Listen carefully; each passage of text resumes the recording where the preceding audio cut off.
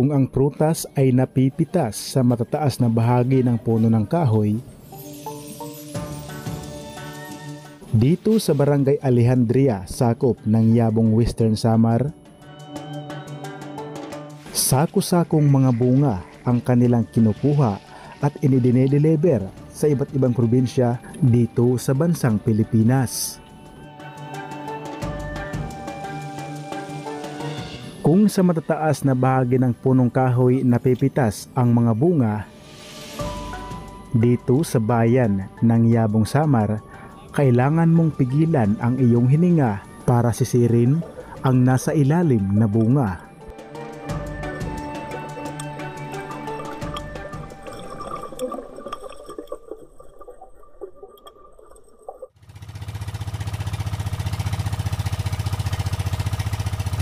Karamihan sa mga kumukuha ng taong sa laot ay nagtutungo sa karagatan ng madaling araw. Madilim kumbaga. Hindi pa kayang makuna ng kamera ang lugar na kanilang pinagtatrabahuan. Ngunit dito sa Barangay Inubungan, sakop ng San Sebastian, sumama ako sa isang grupo kung saan sila ay kumukuha ng tahong at nagtutungo sa karagatan kapag maliwanag na ang kalangitan.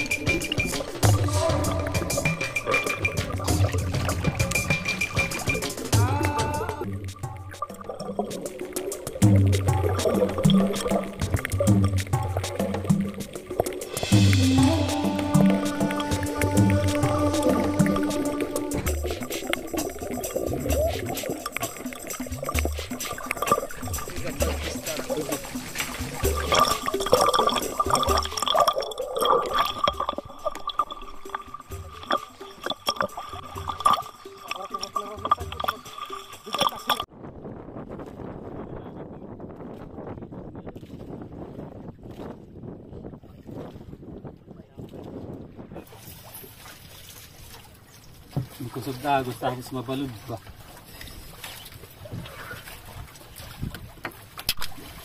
Adi pa hira. Mariman mga solo dari ba? Oh, natusok? Tos, kaya natubol ka na, no? Labo man. Bantol, ano ito? Bagantuyong? Oo. Kaya no, ginbubutangan suka? Kaya para makuhat na rin. Makuhat na rin. Makuhaan, gano'n mo ito. Ba? Ang takuan.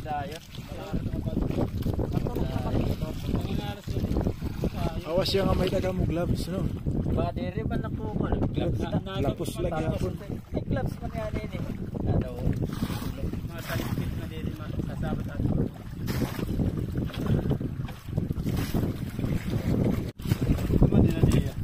pare na rin kita. Pare man eh, pagdungan man eh naman. Oo. Pare na ito. Amo.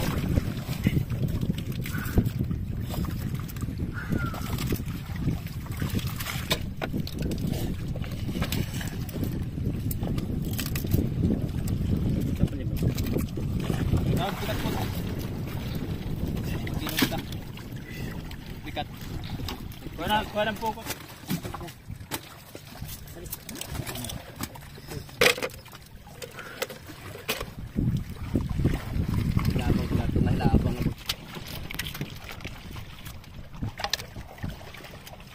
Ilaw kita, bahala niya may bahal sa yawan. May para na akin, maray mo kaya rin utang na akin na akin ilog. Sos! Talikunan mo. Sabang ani, tapos sa inunan. Sabang. Kunti kang din eh. Ini ginusok, inihiya nga mga bagakay, nga ayan na, nagpira naman kahapong kabulan. Buwan na yun eh. Napulo na. man yan na bayar ang kuwan.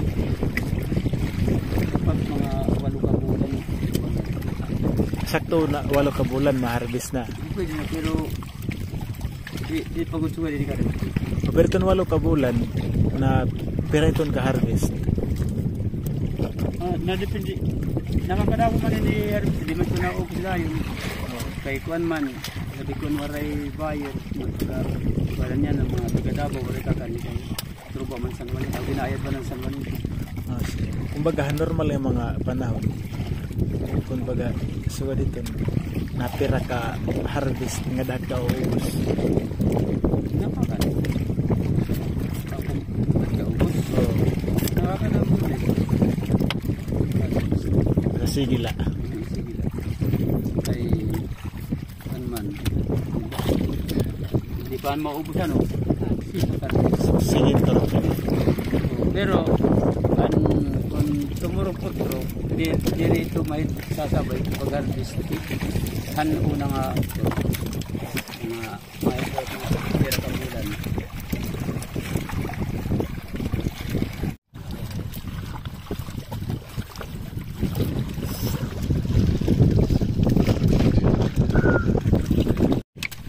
Pwede man din yung pinangawil. Baga, kuhan pag bantay. Diretso mangno. Oo. Nauli ka. Karoon umuli-ulit. Alam mo ito nga. Kami liwat na. Pag-api na lang. Kung ano, interesado kini kung baga. Pero kung kalugudodo kontin uyab, kay mahal.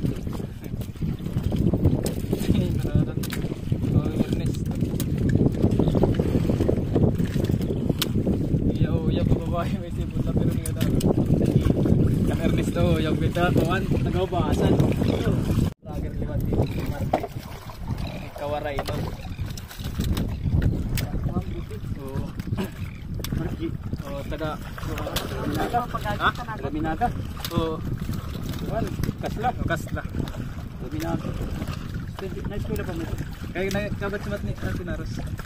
Oh, ni Michelle kan Madilina. Kaya naging uyab ni Ernesto.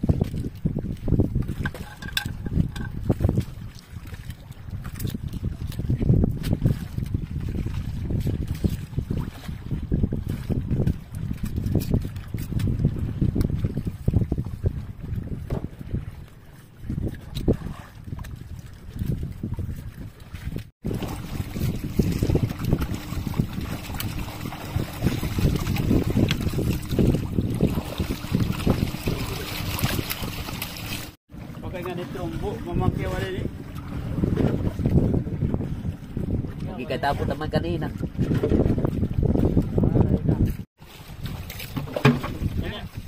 Iyo ori nga po po na kumaro ya. Diyan na lang to. Oh, niya na diba tagwa pa. Ari kinilaw. Kilo kami taon.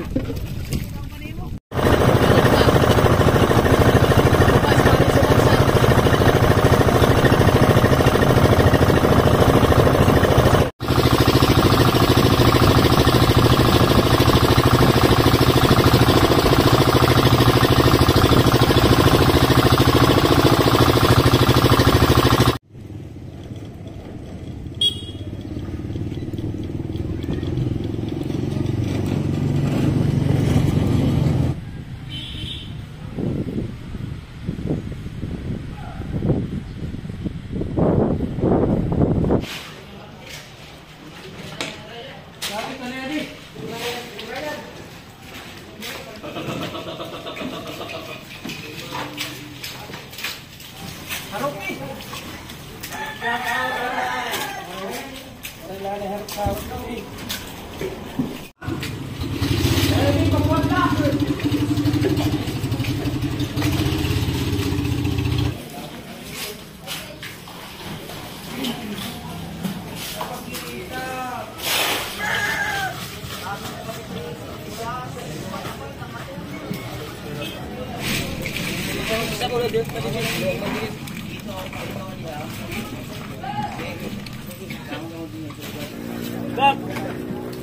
Bagag!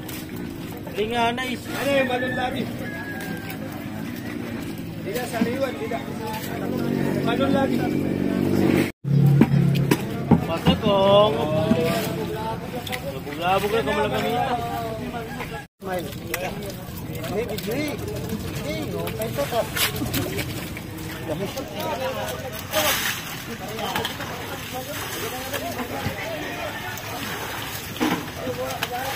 what's up? What's up?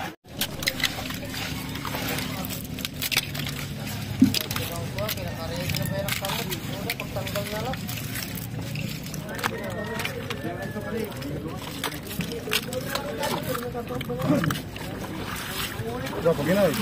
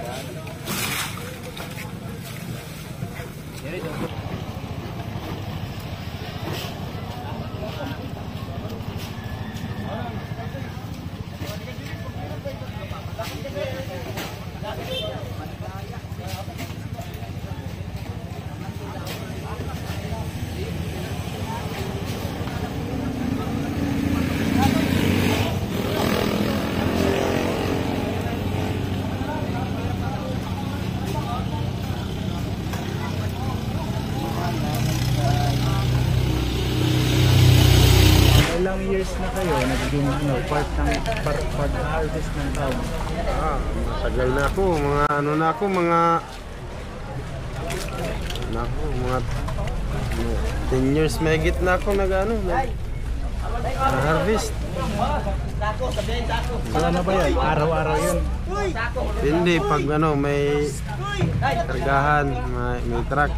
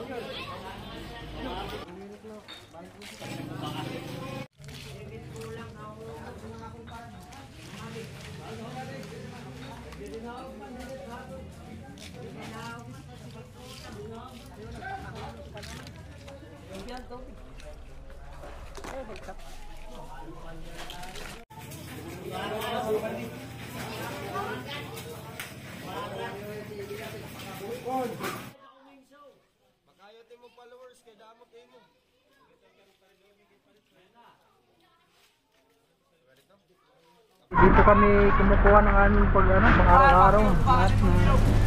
Ito na yung hanap buhay namin eh. Araw-araw talaga. Oo. So araw-araw, ilan yung mga ilang sako yung nakukuha niyo? Depende kasi ano naman yan eh. Sa order naman yan kung ilan yung makukuha natin. At pinapaano sa amin, pinaparbis. Tag 20 sa ganun kada araw. So sa isang araw na kailan ka ng income, kita? Minsan mahigit 1,000. Malaki na yun.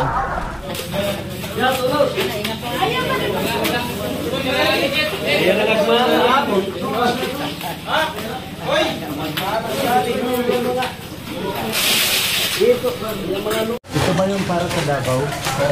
Ilang sako din ito mo?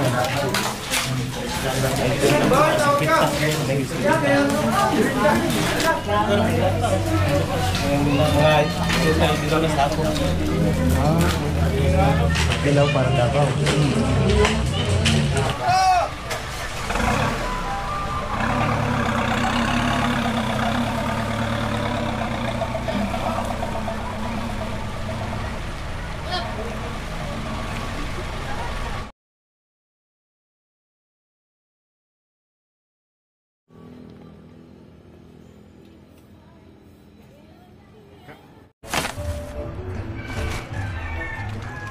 Bali yung ano na yung bawat isang cellophane, magkano yan? Tapos isang daan. Aray, ngayon ka. Dali ka? Tara. Minsan, Ha?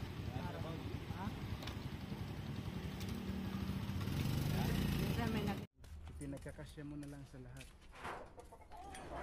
Ito, yung tahong. Ano yung sideline mo? katawan ko. Yung 500 pesos, ilang peso yung iniipon na iipon mo? 20. 20. Tapos ginagawa ko yan. Kung halimbawa na mayroon akong sideline doon, dinadagdag ko, dinadagdag. Oo, kahit pa paano mayroon kang naitatabi. Tapos yun ang ginagamit mo para sa Gamit bahay. ko, oo. Tapos bibila ko ay 5 karaso, kalablaw. Oo. Pag marami na, ayun, pinapagawa ko. Tingnan mo na, bando sa baras. Oo. Kasi ito tabing bubuhat. So gaano kahalaga ang tahong sa buhay mo? Swerte sa akin yung tao na nagkaroon ng tahong dito. Oo. Bakit? Ano sa'yo ang tahong? Ano? Hindi, yung tahong ba, gaano mo siya ituturing sa buhay mo? Yan, ang tumutulong sa akin. Mula nang dumating sa amin itong tahong na to. Mali, ilang taon ka na ilang taon ka na nag-iipon ng tahong ng mga dumadaong doon? Mga 10 na ata. 10 taon na. So malaki. May mahigit ka yata, 10 taon na ata. Kaya matagal na yan, matagal na ako nag-iipon. Paano pag umuulan dito sa pwesto mo? Yan, naulanan lang, tumisilong naman. Kaya tumisilong lang ako sa kanila.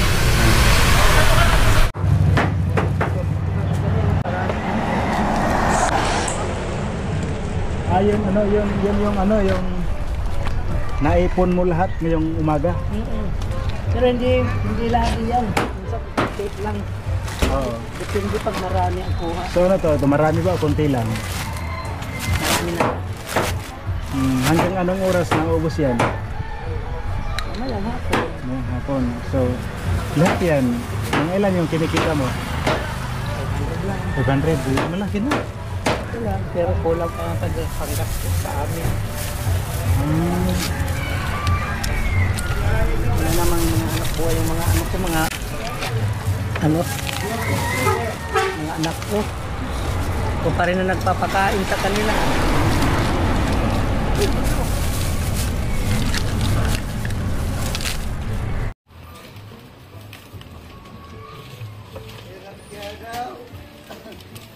Yaw ha?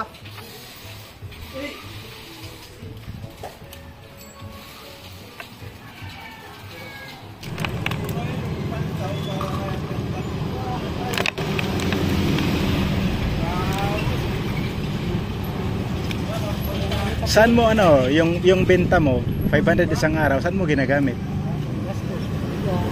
Sa bahay. So kung bigas, baka kulangin pa yun. Ang kulang nga. Hindi na magagawa. Hindi na sa kinabukasan, tinapay na lang. Oo. So paano yun pag kinukulang yung 500, pinagkakasya mo na lang lahat? Kasi ako yan. Untik-untik lang. Binubuha ko. So 500, ilang kilong bigas lang yung kaya? Dalawa. Yung iba, saan mo ginagamit? Kulang. Maliban sa Magkasaya. Kulang. Kapi. kape? Kinabukasan, tinapay. Parang 20 na lang. 20 na yung bigyan kinabukasan. Ilang kayo sa bahay niyo? 5. 5. Puro wala man ang trabaho. Wala kang nagpapakain sa kanila. Lalaki, babae. Wala. Ilang taon na sila? Yung panganay ko 38.